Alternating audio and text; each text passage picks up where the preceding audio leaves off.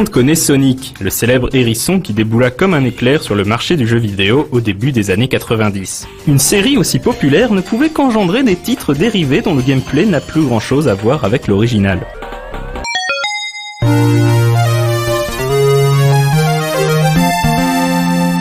La popularité des stages ayant pour thème les casinos et les flippers dans les jeux Sonic encouragea Sega à développer un jeu basé intégralement sur ce concept. Sonic Spinball se veut une aventure de Sonic à part entière. Composé de 4 stages flippers de difficulté croissante, le but est de récupérer les émeraudes du chaos en déjouant les pièges laissés par ce bon vieux Dr Robotnik.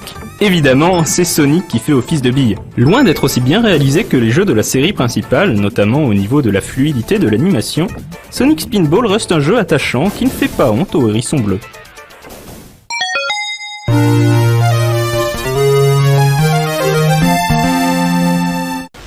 Dr Robotnik Mean Bean Machine n'est en fait qu'une version maquillée d'un titre qui faisait déjà des ravages au Japon, Puyo Puyo. Ceci dans le seul but de rendre plus facilement exportable ce titre totalement inconnu hors de l'archipel nippon.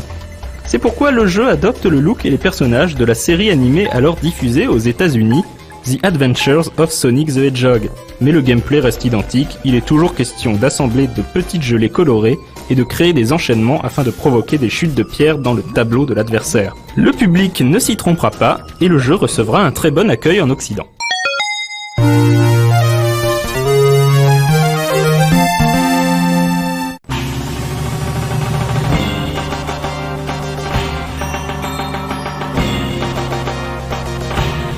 Tout comme le Mega CD comptait Sonic CD parmi ses titres de lancement, la Mega Drive 32X eut également droit à son titre tiré de l'univers de Sonic, mais sans le hérisson lui-même.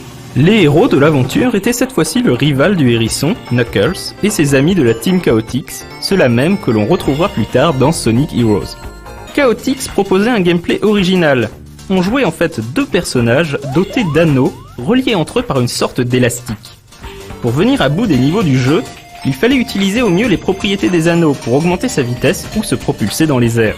Pas évident à maîtriser, Knuckles Chaotix proposait de très beaux graphismes et une bande-son funky des plus agréables à l'oreille. Il était également jouable à 2 simultanément. Hélas, l'échec de la 32X a empêché le jeu de rencontrer le succès qu'il méritait.